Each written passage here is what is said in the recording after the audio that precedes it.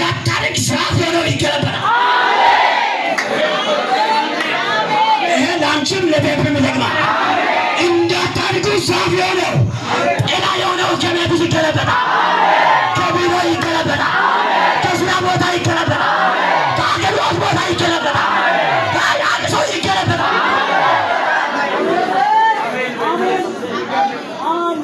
አሜን ነው።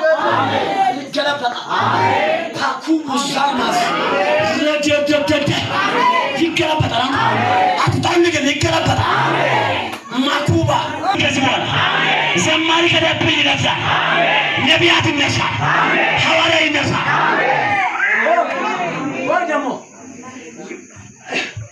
ስም ብቻ ነቢይ ተብሎ ያሉት ዘንድሮ ይገለበጣል። አንተ አፎረፉ ጌታ አፎረፉ ሚጥቶ ወንድም ይሁን ከፈለገ ዘንድሮ በስም ያለው ይገለበጣል።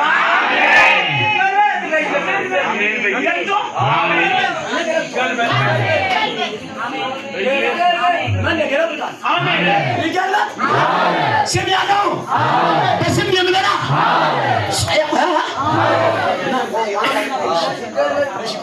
አንተ ምን ላይ ነው የሚሰራ? ክልል ላይ ነው እንደሚሰራ ምን አይነት ቦታ ነው? ፋይናንስ ላይ 2 ሰዓት ተኩል የማትቀመጠው ሆነ ኃላፊነቱ ቀድሞ ምን ያደርጋል?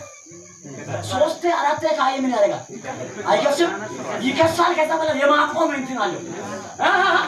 እንደውም አንደኛ ይመስለኛል ሰዓት ነው ዋና፣ ሌላው እንኳን ቅንጣት ያለ ነው። አይዲያል ያለ በጊዜ ነው የሚለው። አንተ 2 ሰዓት ከደወልኩ ቢሮ የገባው ነው ይላል እሱ። የበተዛመድ ነው ሁሌ ደውላለሁ። ስለዚህ ቢሮ የገባው ነው ከሰዓት ይሆናል።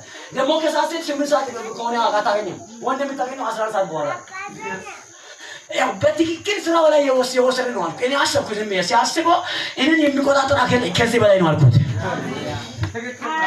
ቆይ አንድ መልእክት አለ። ያለ ሰዓት የገባ የሚበጣበት ሌባው ይገለበጣል። ያልቀና ሰው አሜን